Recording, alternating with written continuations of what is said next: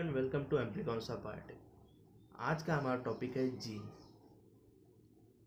हमारे हर एक सेल में, सिंगल सेल में 46 क्रोमोसोम्स होते हैं, यानी कि 46 डीएनए स्ट्रैंड्स होती है।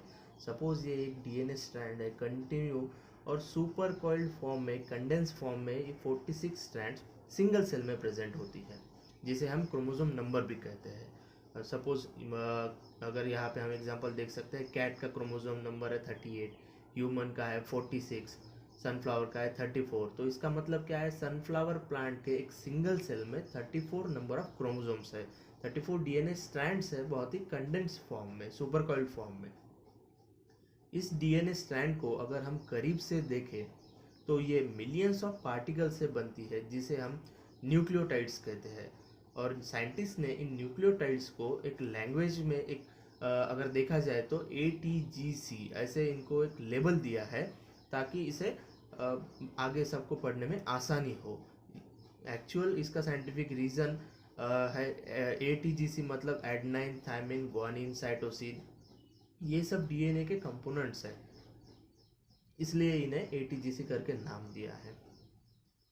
तो जीन क्या है? So gene is a specific special stretch of DNA.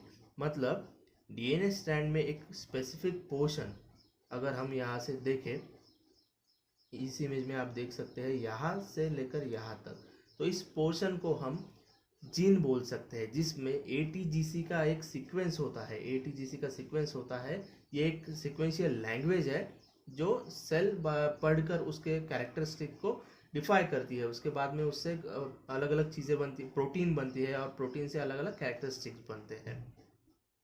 तो इस जीन में इन शॉर्ट कोडेड इंफॉर्मेशन होती है प्रोटीन्स के लिए। तो जीन में सेल के लिए इंफॉर्मेशन होती है कोडेड लैंग्वेज में, जो कि ATGC सीक्वेंस से बनती है। यहाँ तक हमने देख लिया। तो लेकिन एग्जैक्टली इंफॉर्मेशन किस चीज़ के लिए और कैसे रिस्पॉन्सिबल है, ये हम आगे देखेंगे। आपने शायद सुना होगा ब्लू आई जीन, या फिर फ्रेकल जीन, एंगर जीन भी सुना होगा शायद। एंगर, ऐसा कोई एंगर जीन नहीं होता है, वो एक्चुअली हार्मोन्स का हम उसे कह सकते हैं। तो जीन्स क्या करते हैं? जीन्स बनाते हैं प्रोटीन।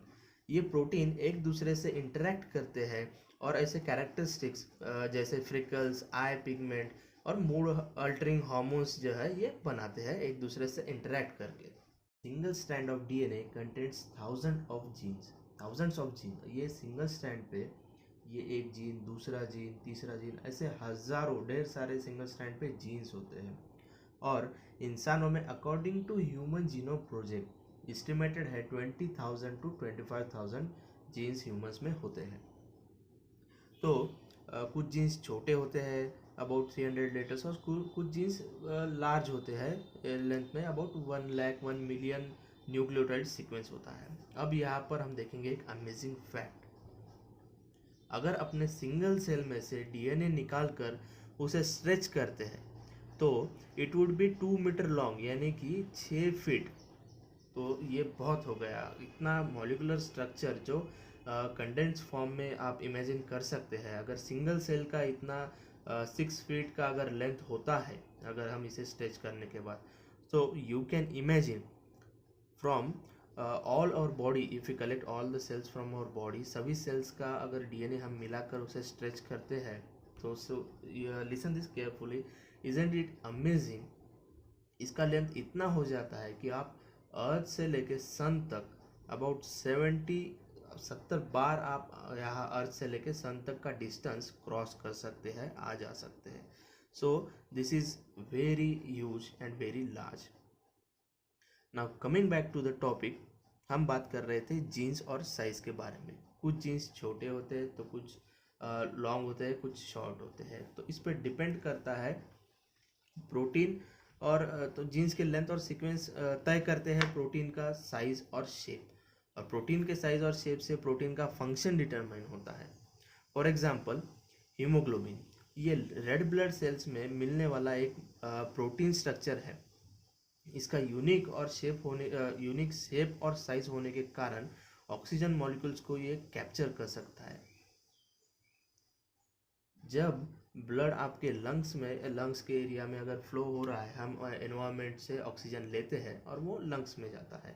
तो जब ब्लड आपके लंग एरिया में फ्लो करता है तो हीमोग्लोबिन इस ऑक्सीजन मॉलिक्यूल्स को कैप्चर करता है और फिर ऐसी जगह पर पहुंचाता है, ऐसे टिश्यूज में पहुंचाता है जहाँ पे ऑक्सीजन की कमी है।